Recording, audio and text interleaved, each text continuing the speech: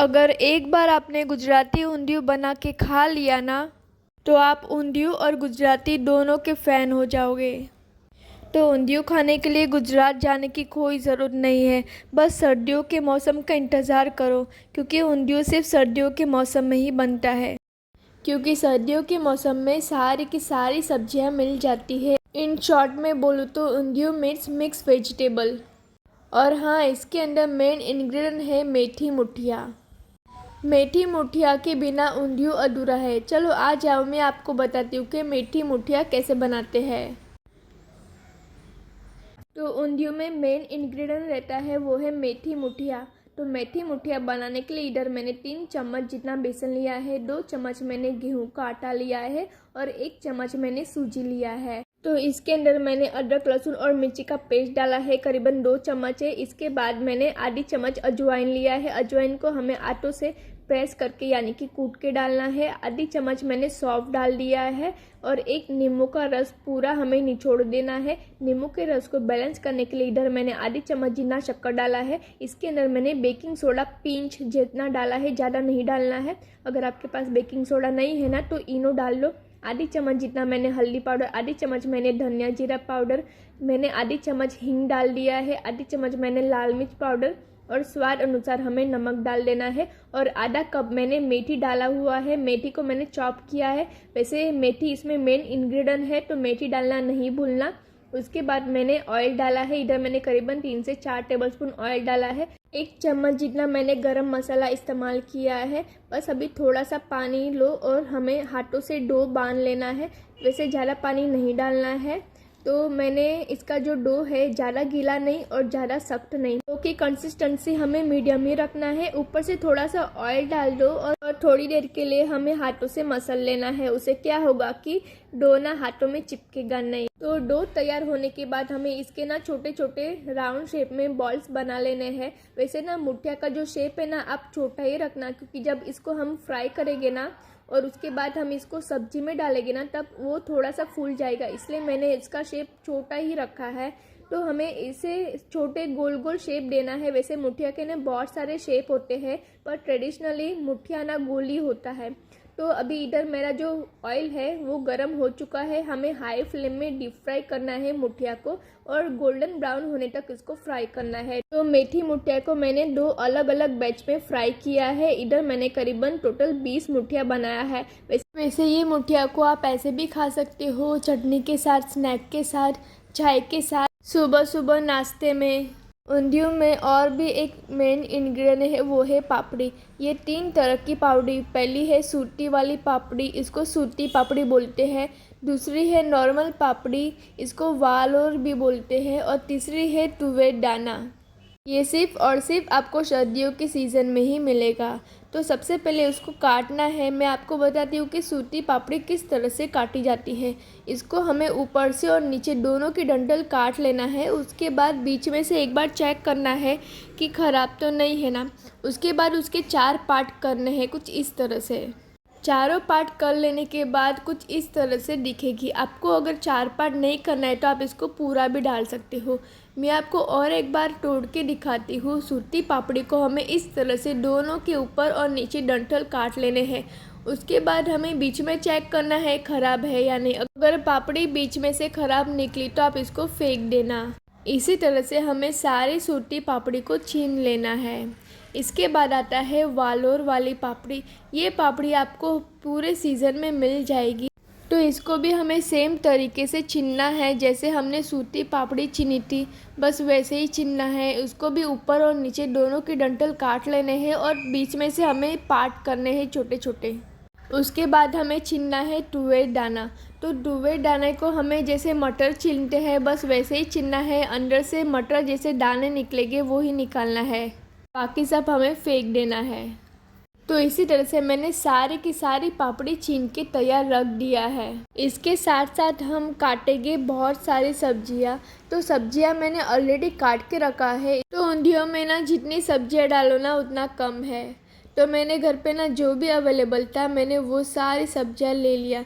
तो मैंने छोटे आलू लिया है, फिर बैंगन लिया है, गाजर लिया है, हरी मिर्च भी पड़ी थी आप वो भी डाल सकते हो, उसके साथ मैंने कच्चे आलू और कॉलीफ्लावर यानी कि गोभी लिया है।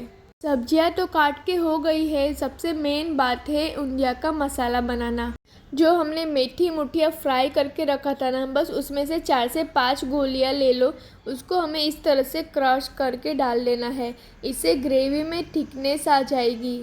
इसके अंदर हम सारे मसाले डालेंगे। मसाले में मैंने आधी चम्मच हल्दी पाउडर, 1.5 चम्मच जितना धनिया जीरा पाउडर और 3 से 4 चम्मच मैंने कश्मीरी लाल मिर्च का पाउडर लिया है। उसके साथ साथ मैंने एक पूरा नींबू का रस, 1 चम्मच मैंने गरम मसाला, आधी चम्मच मैंने शक्कर डाला है और सारी चीज़ों को हमें ज़रा सा पानी डाल के पीस लेना है। तो ये बन गया ऊंधिया का मसाला। अभी हमें ऊपर से एक भी मसाला नहीं डालना है। इसके साथ साथ जाएगा ऊंधिया में खड़े मसाले, जिससे ऊंधिया में टेस्ट बेहतरीन आएगा। अभी धीरे धीरे करके हमें सारी सब्जियां फ्राई करना है। वैसे आप इसको कुकर में भी बना सकते हो, कढ़ाई में भी बना सकते हो, परंतु आज मैं बना रही हूँ कुछ डिफरेंट तरीके से, यानी कि सारी सब्जी को मैं फ्राई करके बनाऊँगी। परंतु हाँ, ये पापड़ी और वालोर को फ्राई नहीं करना है। अगर इसको फ्राई कर लिया ना तो पापड़ी का पेपर बन जाएगा और चबाने लायक नहीं रहेगा। बस कुकर में डाल दो थोड़ा सा पानी और उसको हाई फ्लेम में 2 सीटी बजाना है। जब तक कुकर में ये पक रहा है ना, तब तक हम सारी सब्जियां तल लेंगे। गोल्डन ब्राउन होने तक हमें उसको फ्राई करना है, उसके बाद हमें निकाल लेना है। धीरे धीरे करके हमें सारी की सारी सब्जियां फ्राई करना है।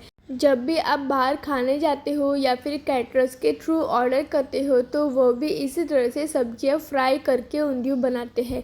क्योंकि ऊंधियू को जब भी हम फ्राई करते हैं तो सारी सब्जी का जो शेप है वो वैसा का वैसा ही रहता है, कोई भी चेंज नहीं होता और कुछ भी पचका नहीं होता। और कच्चे आलू फ्राई करने के बाद उनके छिलके आसानी से निकल जाते हैं, इसलिए कच्चे आलू मैं हमेशा फ्राई करके ही छिलके निकालती हूँ। तो सारे कच्चे आलू के हमें छिलके निकाल लेना है। तो इसी तरह से सारी सब्जियाँ फ्राई करके हो गई है और साथ ही साथ पापड़ी भी कुकर में पक गई है। पापड़ी को भूल के भी तेल में फ्राई नहीं करना है और ना ही कढ़ाई में चढ़ाना है। सारी सब्जी को मैंने हल्का गोल्डन ब्राउन होने तक फ्राई करना है। अब देख सकते हो सब्जियां बहुत ही रंग बेरंगी कलरफुल दिख रही है। चलो अभी बनाते हैं ऊंधियू। तो एक बड़ी सी कढ़ाई ले लो, उसमें मैंने 5 से 6 चम्मच जितना तेल डाला है।